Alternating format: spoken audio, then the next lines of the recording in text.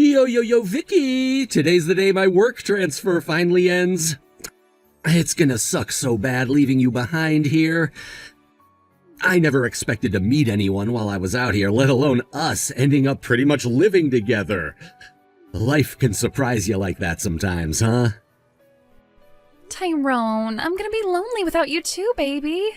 Do you really have to go back to live with your wife? I know she's waiting for you, but I'd rather keep you all to myself. Unfortunately, babe, yes I do. My boss told me I'd only be staying here for a year. And they want me back at HQ tomorrow, so there really ain't much I can do about it. I see. I doubt we'll be able to see each other much once you go home. We will still be able to see each other sometimes, won't we, sweetie pie? Listen, babe, it sucks for me too. But to tell you the absolute truth, I honestly don't know. If my work transfer ended up getting extended, my wife said she planned on selling the house in Wyoming and moving up here to live with me. I see. Well, that reminds me, didn't you say your wife is a pharmacist? This is just a hunch, but I bet she wouldn't have to look very hard to find a job up here. The thing is, if she came here, we really would never be able to see each other. We'd constantly be tiptoeing around, worried about being found out. Right, that's why I think it's best I just go home and carry on playing happy families just like normal. At least for the time being. Don't get me wrong, babe, it completely sucks that we're not going to be able to see each other, but we need to think carefully about how we play this and not do anything rash. You're right. I can't argue with that. Don't worry, Vicky. My heart's set on you and ain't nothing gonna change that. I know it's not gonna be easy for us to be apart, but I want you to believe in me. Can you do that? Yeah, I can. I'm waiting for you, Tyrone. Hi, Tyrone. Are you there? You're supposed to be getting back soon, right? Did your train leave on time? Oh, it's you. Hi, Sarah. Yeah, I'm on the train as we speak. There were some delays early on. Apparently some suicidal lunatic jumped out onto the tracks and, well, yeah. Also, I'm gonna stop off at Company HQ to see Chris and the boss before heading home. Damn, that's gruesome. I always wonder why suicidal folk do that. Like, could they not do it somewhere that doesn't mess with everyone's schedules and traumatize the train driver? All right, no problem.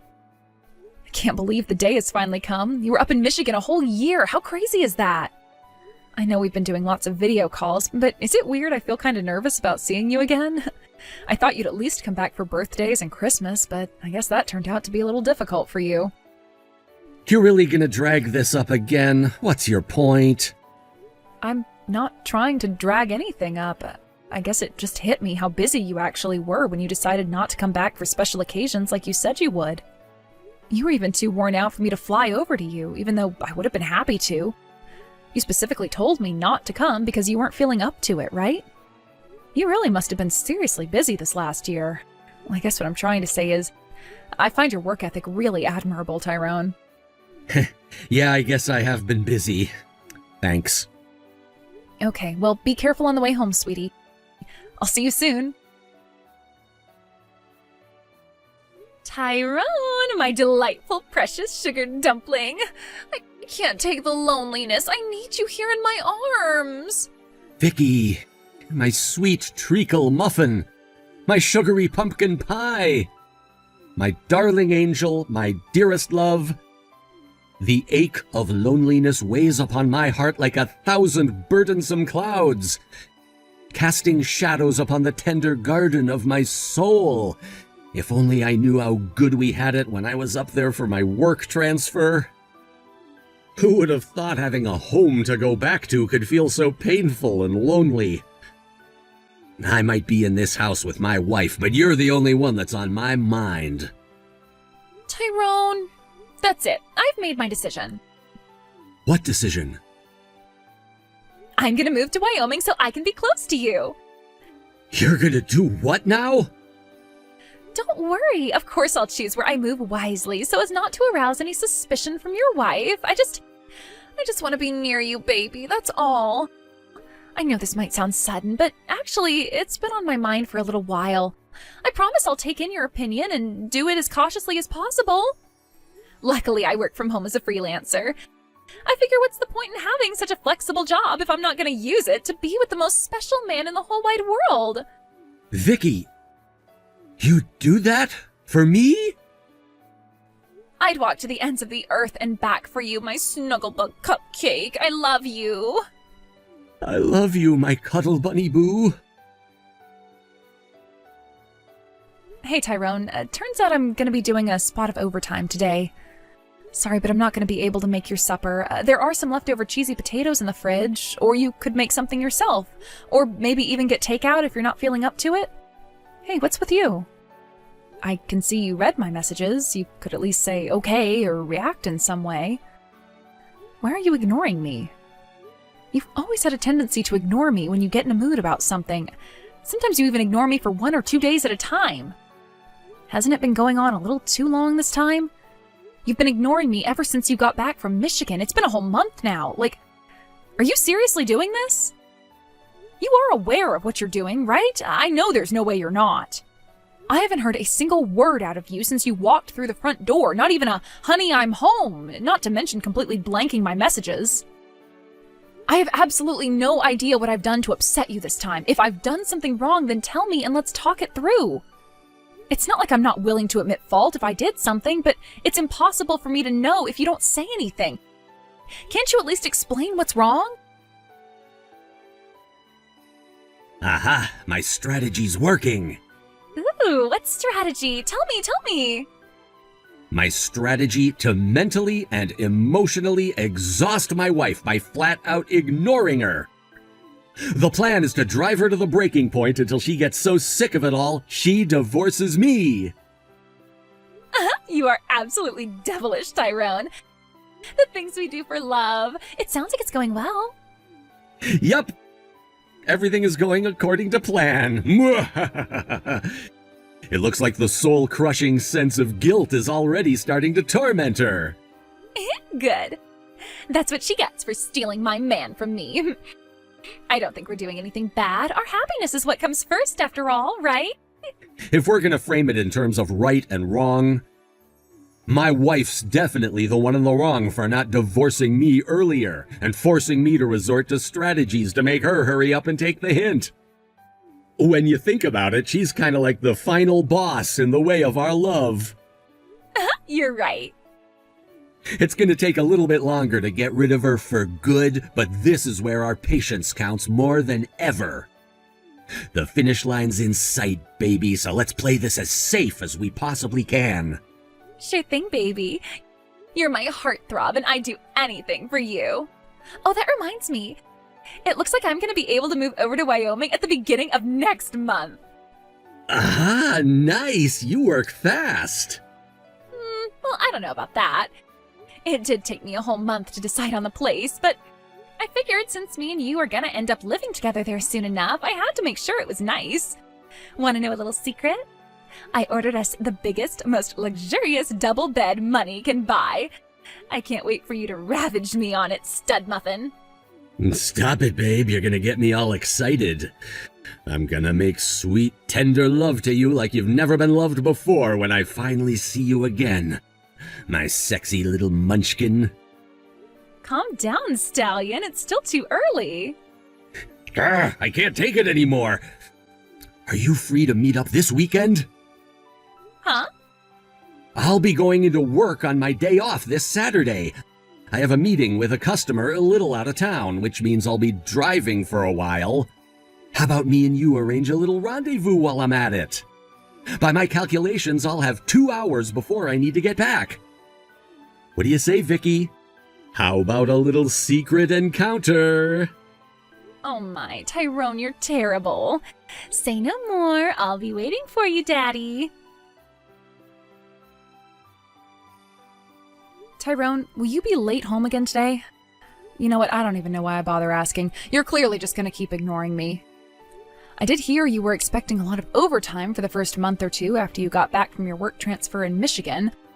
But I hardly even see you at home these days. I don't know if it's because you're intentionally coming home after you know I'll be asleep to avoid me, but this isn't normal. I barely ever see you. You flat out blank me on the rare occasion that I do, and you completely ignore all of my messages. If you hate me that much, how about you say it to my face instead of escaping like a spineless little weasel? I am beyond sick of this, Tyrone. I won't put up with it for much longer. I have some things to take care of at my mom and dad's place, so I'll be staying there tonight. Goodbye. Hey there, my cuddly little cupcake. Hey, Tyrone. You finished with your overtime now? Yep, all done. I'm on my way to you as we speak. I just finished work, too. Oh, by the way, do you mind if I stay over at your place tonight? Don't be silly, baby. You know you're always welcome here. But what about your wife? She said something about staying over at her parents' place tonight, so she won't be around at the house to know I'm not home. Wow, really? That's why you're all mine tonight. I hope you're ready, because you're barely going to be able to walk by the time I'm done with ya, pumpkin pie. Oh, baby, that's music to my ears. I'm gonna jump in the shower. I'll be waiting on the bed for you in my special bunny lingerie when you get here, my rugged love muffin. I'm sprinting over to your place so fast they're gonna start calling me Usain Bolt.